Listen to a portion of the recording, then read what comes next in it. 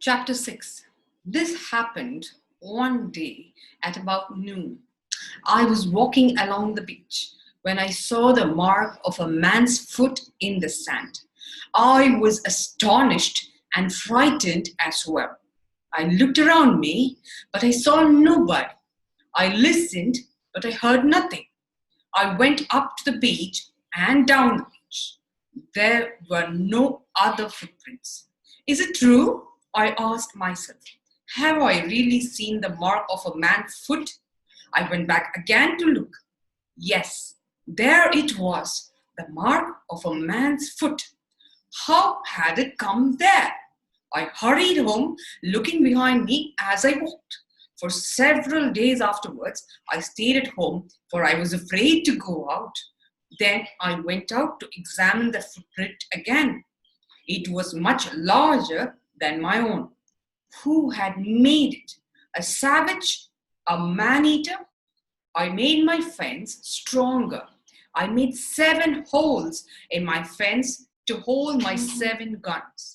I fixed my guns in the holes so that I could fire them all in 2 minutes. I did all this because I had seen the mark of a man's foot. I still did not feel safe, and so I looked for a safer hiding place. I found a cave high up in the rocks. It was quite dry. There I brought 5 guns and a barrel of gunpowder. I also made some candles to light the place. Every day I climbed to the top of the high rock nearby. From here I looked over the sea. I was watching for canoes bringing savages to the island. If savages came here in bad weather, they might come here for shelter, or they might bring their prisoners here, cook them, and eat them. Such were the cruel ways. It was now autumn and the time for me to reap my harvest of wheat. I started out before sunrise. Before starting work, I climbed up the hill to my watching place. There on the shore, I saw 9 savages sitting round a fire. Nearby were the 2 canoes which had brought them to the island.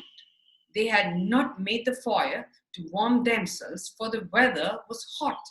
They had made it to cook some human beings. They were now eating them. I watched them full of fear. After their meal, they began dancing round the fire.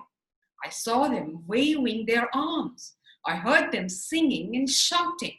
They had no clothes on at all. At last they jumped into their canoes and sailed away. I was very glad to see them go. I went down to the beach where they had been. Their fire was still burning. Near it, I found many bones of people, hands and feet of men. The sight made me feel sick and weak. I ran back to the safety of my tent. That horrible sight troubled me for a long time. I made up my mind to shoot the savages if they came again, but no more came for many months.